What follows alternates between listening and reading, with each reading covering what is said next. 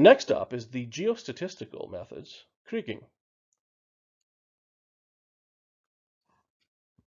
So if we want to do a more robust method of geostatistical or of interpolation, we can use the geostatistical techniques, where instead of assuming that we have inverse distance weighted decay for the weights associated with a new estimate for a new location, we model the spatial autocorrelation within our data according to its spatial autocorrelation, and then use that model to undertake the interpolation in a very similar fashion that IDW does it at that point. So geostatistical interpolation, right here, includes statistical models that describe the spatial autocorrelation among measurements.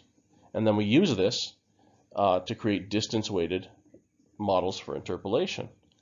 And that way we're actually creating something that follows the spatial autocorrelation in our data set in terms of how values change as a function of distance. And a prediction map from that might look like what you see up here. So you don't see all those bullseye effects, but you see much more generalized effects due to the spatial autocorrelation and the range of it among the values. So generally you get a much more visually pleasing map as well. But more importantly, you can get what's called the standard error map, and these are in the units of the z variable that you're mapped up here in the prediction map. Here this is an index, so these are in values of the index down here.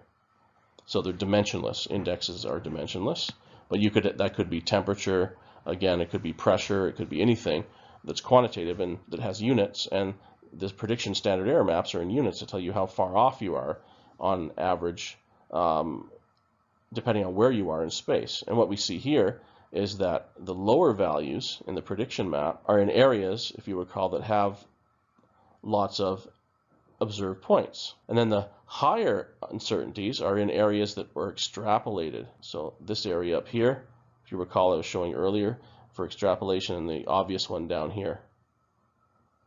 And that's the danger of extrapolation. The computer doesn't know, R doesn't know that it's doing extrapolation. It's not going to tell you not to do that. It's just going to give you an interpolation for whatever area you ask for. And so you always have to be careful that you're not extrapolating unduly. Like very close by the known locations is okay, and there's no general rule for how close, but reasonably close is fine. So like just around this blue line here, that zone might be all right for extrapolation because it's very close, but out here for sure not, because the errors just explode. So the advantage of the geostatistical method is we get both predictions and a map that we can look at for the uncertainty. Geostatistical methods can be exact or inexact, and it depends on the parameters of the model you're using. But we won't worry about that in this case, what we're talking about. The estimates at unknown locations, or at locations where we don't have observed values, the interpolated locations, are based on a model of spatial autocorrelation within the data set itself. So within your data set and your observed values, a model of spatial autocorrelation is created. And that model is then used to create the distance-weighted weights in determining the interpolated values for unknown or unsampled locations. And it's based on semivariance. And specifically here, so this is called an empirical semivariance right here.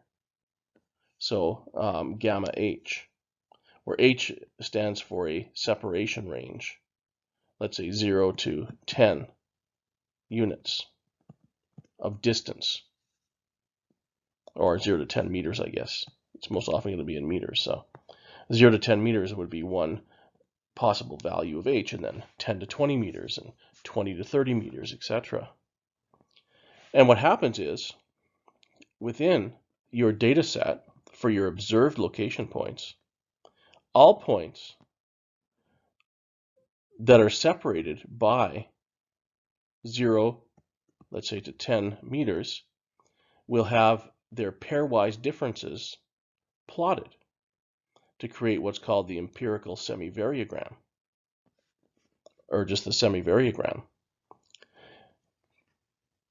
And the averages are taken within these groups, and I'll show how that works later. And they're plotted as these, for example, these blue crosses down here that you see on this plot, which is a distance against semivariance, gamma. And so what we see then is that at small distance intervals, like here, we have smaller differences between values, and that's consistent with spatial autocorrelation, because things that are closer together should be more similar, and that means their differences, their absolute differences, should be small. And as we get to bigger amounts further away, let's say like 10 to 20 right here, the differences start to increase. And then 20 to 30, they increases a little bit more and a little bit more, etc. But at some point, the differences are maximal. And then you end up with what we see here with these points right there. They just kind of stay stable. And that's because the differences are just staying big because things are very far apart. And so that's a empirical plot of the average semivariance. And then we fit a line to that, which is a best fit line. And that line could follow a number of different equations. This is a Gaussian, for example. So it uses the normal curve equation to plot a line such that the parameters of that line, which we can see down here in this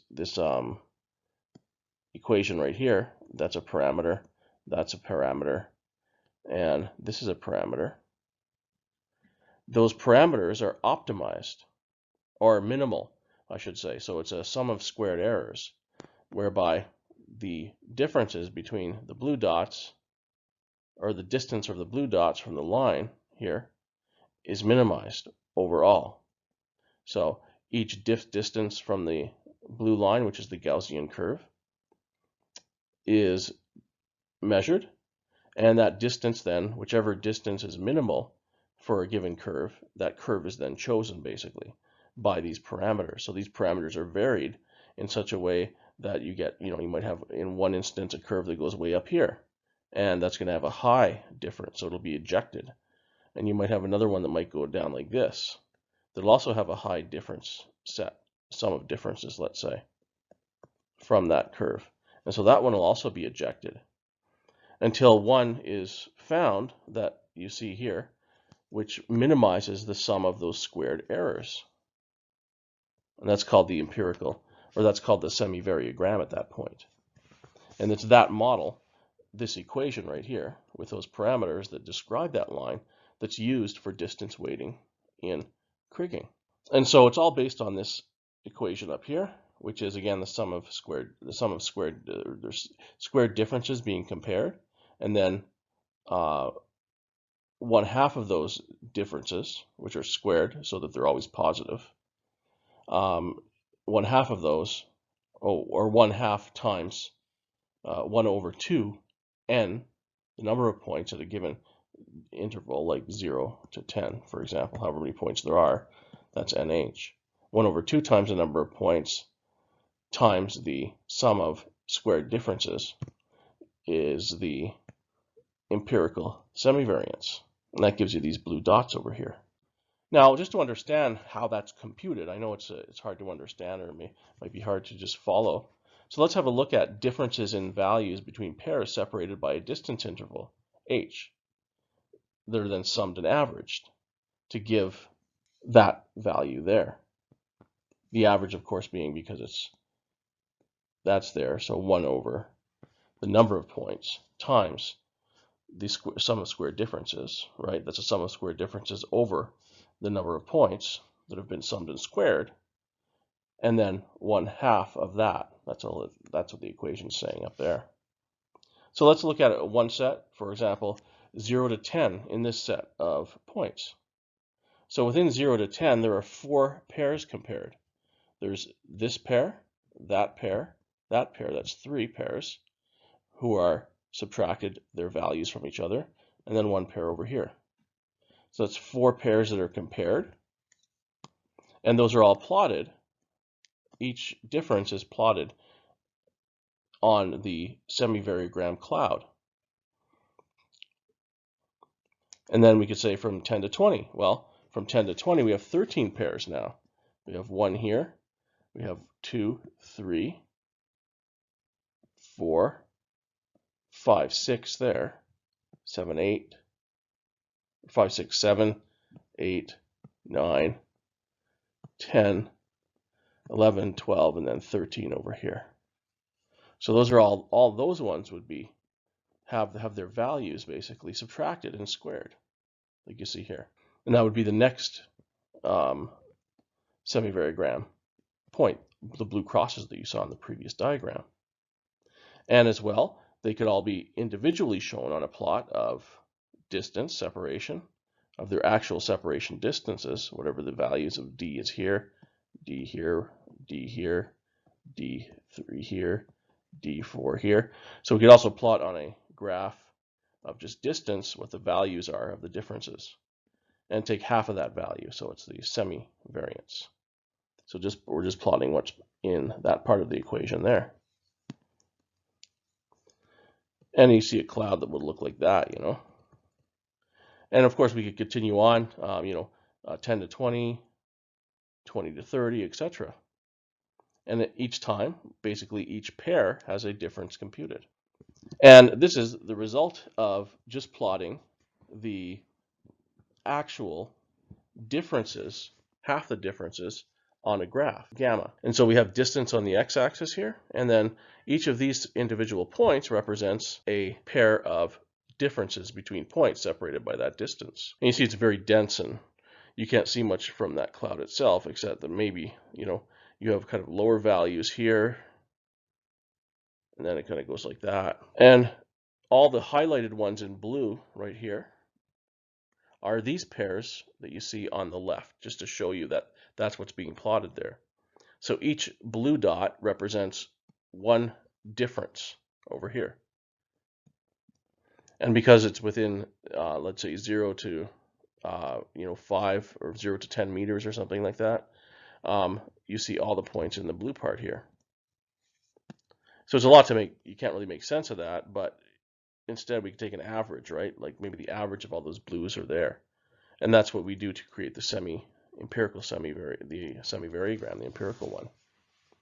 The number of points for comparison that you'd find in here, for example, in this plot, there's 13,861. And that's simply by knowing the number of original data points you have.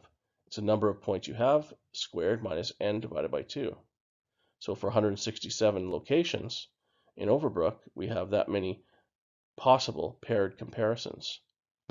That's all in here. That's why there's so many points in there. So that's why it's good to take bins to bin it, like we call these bins or lags. And within each lag, we just take the average, etc. for each bin. So all the points in there just have their y values averaged. And then it's plotted at the center, right there, at the center of that bin. And then we fit the line to these yellow dots instead of the big giant cloud of red ones. So the empirical semivariogram then, these red dots represent the average of those bins. And we then fit our curve to it. And again, that is done by the sum of squared errors. So that is the distance between each of the averages, and the line are computed. And the parameters of that curve are changed until we find the minimum of the sum of deviations is achieved.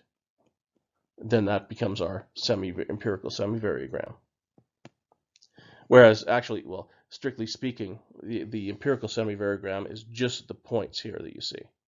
And then the semivariogram is what we're fitting to it, which is the orange line or red line. And this has properties in this variogram, or semivariogram, I should say, that we've plotted here. The line has certain properties once it's been best fit. One is the range, and that's the range of spatial autocorrelation. And that occurs when we're still having changes in the average differences with distance. So we said before that at some distance, we maximize the differences in that everything is so different from each other at that distance. It just has a maximum difference because things that are furthest away from each other should be maximally different under Tobler's first law of geography. And so that's what this shows here. So the range is the region or distance to which there is still spatial autocorrelation or self-similarity between the locations that have been measured within our data set. The CIL is the maximum semivariance value, where we then have no more change, no more increasing or anything else. So we now have just kind of a flat part after here that would go onwards because we've maximized the differences. And the nugget over here represents the random variation, that is the unknown or random differences that we might have between points that are very close together. So sometimes points that are very close together by chance in a real data set will have large differences, or not large differences, but differences. They're not always zero exactly for various reasons because of random variation, error, or not error, but uncertainty, differences basically. They're not errors, they're not uncertainties. It's more of an uncertainty, really, the nugget. Represents basically the amount of difference we would expect to find for values that are very close together in space, on average, so to speak. Many of them would be zero, or very close to zero, but they don't exactly intersect zero. So that's called the nugget there. And that then defines those parameters, the CIL, the nugget, the range, define the parameters of the semivariogram that are then used in Kriging. So the assumptions then, what are the assumptions of Kriging? First, the semivariogram assumes that the data conforms to a stationary stochastic distribution. So what does that mean, a stationary stochastic distribution for the input data values? Well, this assumes that there's a constant mean throughout the region with the variance or variability of differences, okay, between any two samples being independent of their absolute position of where they are in the region, and that differences only depend on how far apart things are in a given direction. This is called the intrinsic stationary hypothesis, or property. Intrinsic stationary property would be better for that.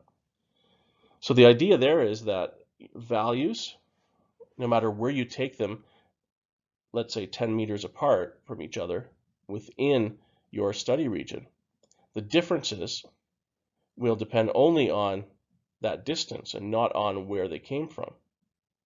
So generally that means that if you looked at the differences, all things that are 10 meters apart, and you looked at a histogram of those, that histogram would look approximately normal, like that. In that there's uncertainty involved in the values that are separated by a given distance, but overall they're normally distributed. Then we also have trend. So data is in Kriging, it's the error that is modeled, not the trend. And what does that mean exactly? Well, if we look at the thing on the, I guess that's the left over here, this value, this is again a one-dimensional example. Here we have an orange trend from low to high. And if that's a transect across our study region, well, we can't Krig that directly. We can't directly create a semivariogram or anything from that, because the trend is very strong, and that overpowers any signal that's in the data in terms of local variability. Whereas detrended data on the right here, the same data, detrended, looks like this. And it's these things that we're interested in modeling, not the trend itself. Because if there's a trend present, we violate that assumption of intrinsic stationarity. Why? Because that means a value here that is 10 meters apart, a difference, I should say, a difference that's 10 meters apart, in this region of this space would be smaller than two values 10 meters apart here. This would be larger. And that would violate the assumption of intrinsic stationarity, because here the values, the absolute values of the differences, depend on where they're taken in space, not just on the separation distance between them. And so often our data may contain a trend or something like that, and that has to be part of the Kriging process will allow you to, at least in ArcGIS, to separate that trend out in the geostatistical wizard, for example, into trend and random variation, and the random variation is krigged. At the end, the trend is just added back.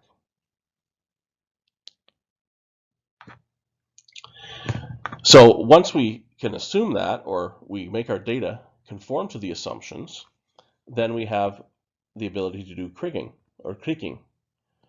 And this means the value, the Z estimate at a given location, is equal to the mean at that location plus the random error. And just going back here, I can't go back on this, but as you saw, that just means that we have the mean, which is known, and the error component is the thing that we're modeling the spatial autocorrelation for. And that's just showing an example here where we have a constant mean. Again, so we have no trend in this data. It's been detrended, or it came without a trend. And then we're just interested in modeling the difference between this value of Z and the mean. So for all intents and purposes, we can just say the mean is 0, and we're looking then at modeling what we see here in some way, which is the random component. So again, error, this term doesn't mean a mistake or anything. It just means it's a random variable. It's a fluctuation from the trend or the mean. So one assumption then for Kriging is that the sum of the errors of positive and negative errors will be 0. And that just means that because things are going above and below the constant stationary mean, that if you took the sum of the deviations from the mean, they should be near 0. They cancel each other out, in other words, right? It's like adding +1 to -1 to +1 to -1 to +1 to -1. Eventually, those cancel each other out and state 0. Assumption 2, the autocorrelation error is purely spatial, as I've mentioned before. It depends only on distance of separation and not any other property of location in the study region. So again, just showing 2 points here again, with the same separation distance should have the same differences. So Kriging then uses a semivariograph to model the spatial autocorrelation. And that model is created from the empirical semivariograph. So an empirical semivariograph is what we'll have a look at.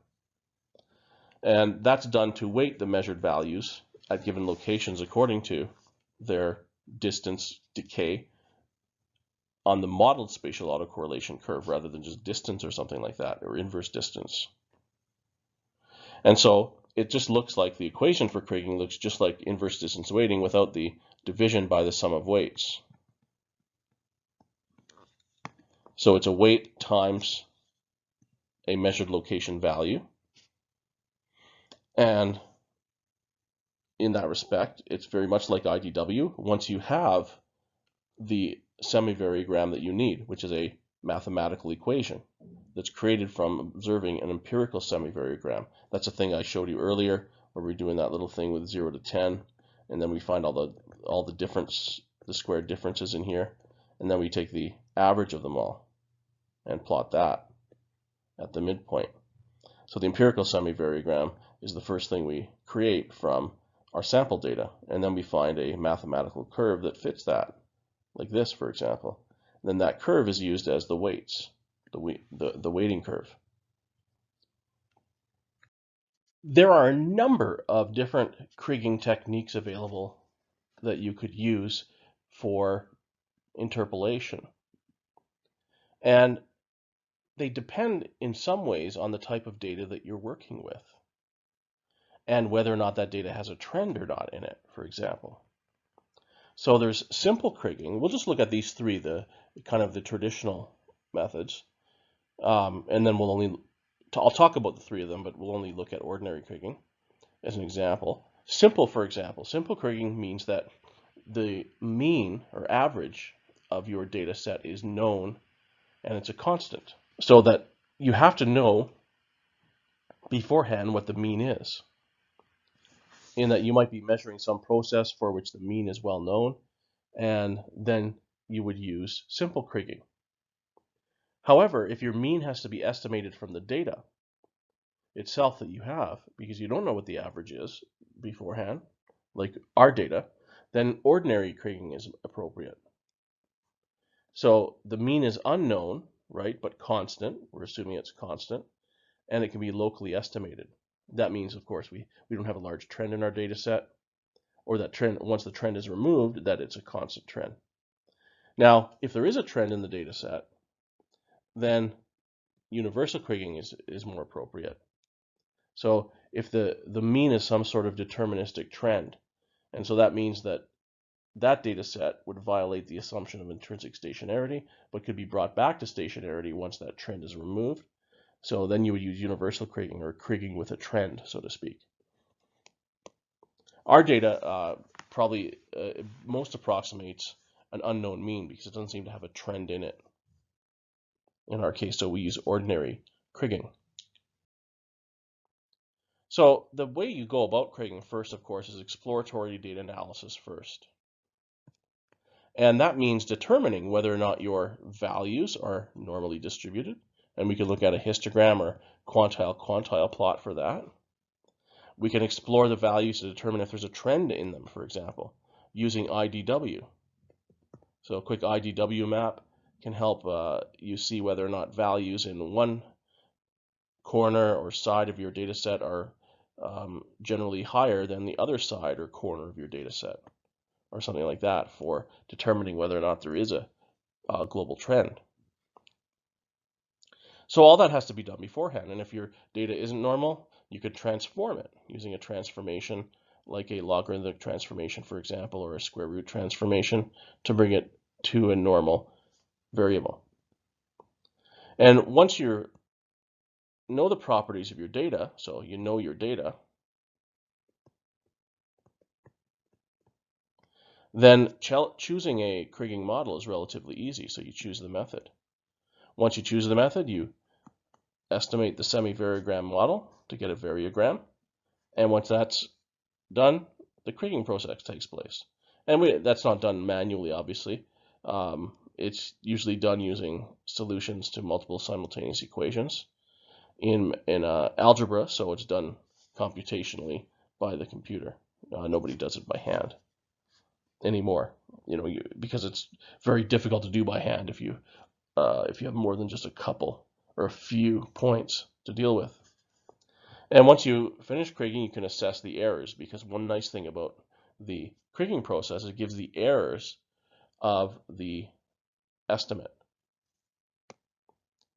based on the model that was used.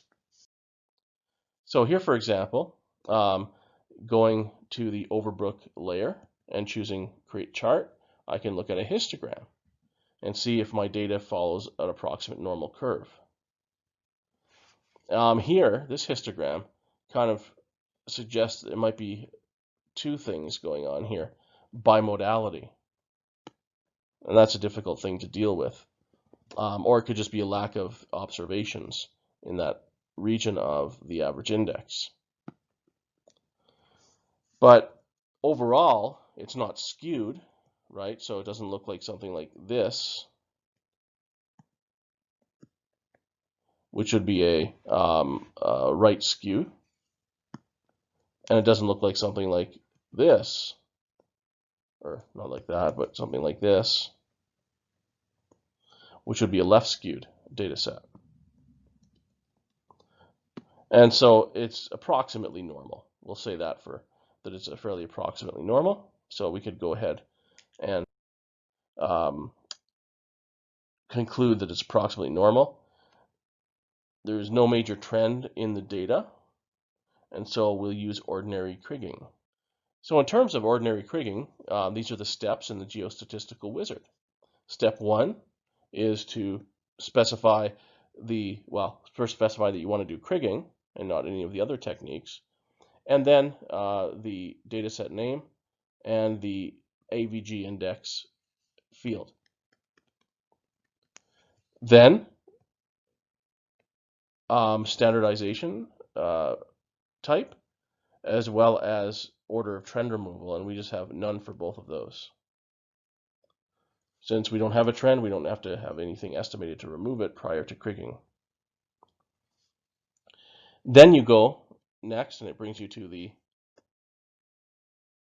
variogram, semivariograms cloud. Here we see that we have blue dots and red dots, and the red dots are the pair differences. So red is pair differences. So that's your semivariograms cloud. So for each point, each pair of points, there's a red dot that is the difference, half the difference for the semivariance here. Then in the bins, which are over here called the number of lags and lag size. So here it's approximately 88 or so, 88 meters. So this first bin is 88, will be at the midpoint right there at 88, between 0 and 88 meters. And then in the middle would be the first point, and then another 88 meters this way, and that blue dot is the average of the red ones. And then again, blue is the average of the red. So these are the bins or lags. They're called strictly in geostatistics. We call them lags. In histograms, we call them bins. And those are specified there. Of course, this is choosing the default model, which is called a stable model, which is a fairly good one for normal, or I should say more, data like the ones we have, that it has no major issues in it or anything like that. Other models that might be good here would be a Gaussian or a spherical with this type of data. The way the blue dots look here. The stable one is quite good, and it really fits those blue dots well in this case. So once we're satisfied we have a good fit, and again we're looking for a model, which is the blue line specified here is stable, and you can try different ones out by clicking on the drop down. You want to find one that fits those points really well, so that the blue dots are really close to that line. Then if you click next, it brings you to what the Kriging surface will look like. So it does the Kriging right there, in fact, immediately, so you can see the result. And you can again click and see what your estimates are. You can also modify how many neighbors are used in the computation, or are used in the distance weighting function, which is the semivariograms that you created. I think it's 5 and 2 default. I like to have it a bit larger, 15 and 5. It gives a little bit smoother results. And of course, that all depends on the configuration of your data set, like how far apart they are.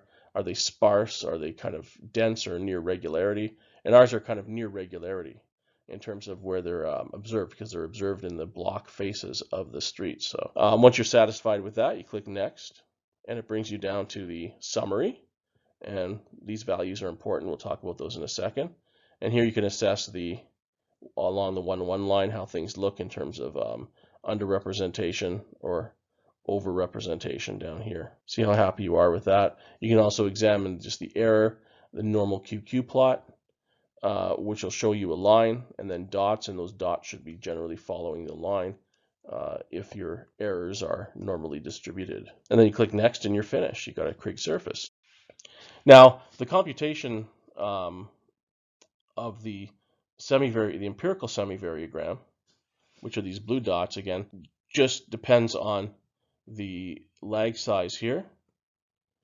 So a very small lag size will show more variability in the blue dots, potentially, especially in the first couple bins down here, or lags. So you can optimize this way. And optimizing actually creates, again, using leave one out cross validation, a whole bunch of surfaces, each time leaving one out, and determines the optimal parameters for the lag size, um, as well as the sill, the nugget. So all the parameters here that you see, it'll determine the optimal values for those that minimize the sum of squared errors for whatever model you chose here. So for stable here, if I click that, then I would get certain values for those parameters. And that would be the best I could do for that stable model for this lag size, for example. Or for the, it'll give a lag size that's optimal for that model, I should say. Here's for a Gaussian model or a spherical model. So you can see the curve a little bit different. Smaller lag size, and that smaller lag size gives more variability to this thing. That's why it's gone up there. So it's not using the same lag size, and it's again an optimized spherical. So that lag size and other parameters are optimal for the spherical one, and then that line would be the one used there. So and you can see it's not a big difference from the other one. So the other blue line, which would be the variogram that we'd be using, the semivariograph, I should say, that we'd be using, the model. Now, the type of things that you're looking at in your model can tell you a bit about the variability in your surface. So this is showing variogram models and nuggets. So the nugget, again, is where we have the intersection of the model with the y-axis, the gamma axis there. And for surfaces that are undulating like this at the same scale, of course, where these are all at the same scale, these transects, then your model would look like that. So notice it's increasing at a decreasing rate in this case. For slightly higher variability, then you end up with something like this, which has a quick rise. So what's happening here is the range is decreasing each time as you have more variability in your data set. And knowing these type of things, right, like this, and there's a lot, obviously there's a lot more. There's entire courses just on geostatistical modeling, but knowing some of these things about how your variograms look as a function of how variable your data are can help you in choosing the best model. And you'll see here that you'll notice as well that this has the highest, high, medium, and low in terms of the nuggets as well. So the nugget increases with more variability in your data, and the range decreases in terms of optimal spatial semivariograms. And that makes sense, right? If your data has a high variability across space, then you would expect that values only are similar at very short distances. Whereas if you have a long undulating patterns in your data, then you would expect values to stay similar to each other for further distances, like in this case here, versus that case. And there's a lot more kind of things like this that you can learn about variography. So variography is the art and science of fitting variograms. Now, Kriging itself then uses the variograms of distance weighting and performs a statistical analysis of the error in its predictions. And that allows you to create two kinds of surfaces, a prediction and a standard error surface. And you can switch between the two of them afterwards by right-clicking on the layer and choosing to show either the surface or the prediction surface, which is the most people are most interested in, but also the standard error surface of the predictions, which can tell you where errors are very high, and you should be less certain about your interpolated values, particularly if there's extrapolated regions or large regions in between sampled values that have no observed values as well will also have higher errors. So the prediction maps, they estimate the values at the locations where measurements have not been taken. And standard error maps show the distribution of the prediction errors for a surface and where it's high and where it's low, as I mentioned. as a function of the sample data usually. So, you're going to have higher errors where you have no samples, no input data, I should say, and lower errors nearer samples. Now, in terms of other things that we can use to diagnose a Kriging method, we have these summaries also at the end of the Kriging process that come up. We have a count mean, an root mean squared error, again RMSE, and again that's in the units of the input data. In this case, they're dimensionless. This is a unit of aesthetics, a 0.4 units of aesthetics values. Then you have a mean standardized error, and that should be as close to 0 as possible. So, 0.00046 is pretty good. The root mean square standardized error, which should be as close to 1 as possible. And it's 1.01, so that's also looking good. So the various interpolation methods, inverse distance weighting, global polynomial weighting, local polynomial weighting, radial basis functions, and Kriging, they all offer trade-offs in speed flexibility and their advantages and disadvantages. If you have enough data points, Kriging is always going to be your best bet for interpolating continuous variables. If you only have a few data points, like 5, 6, or 7, 8, 9, 10, then you probably can't Krig. There's not enough information there to statistically and reliably determine what type of errors you might get from that type of a process. Now, inverse distance weighting is a fast interpolator and produce output very quickly. And it's a good interpolator just to have a quick look at how your data might look as a continuous surface before you do Kriging. For example, inverse distance weighting is a good way to see if you might have large scale trends in your data, where you have higher in one area and very lower in the other area by corner to corner or side to side, so to speak. Exact interpolators predict values equal to the observed value at all sampled locations. And smooth or inexact interpolators do not do that.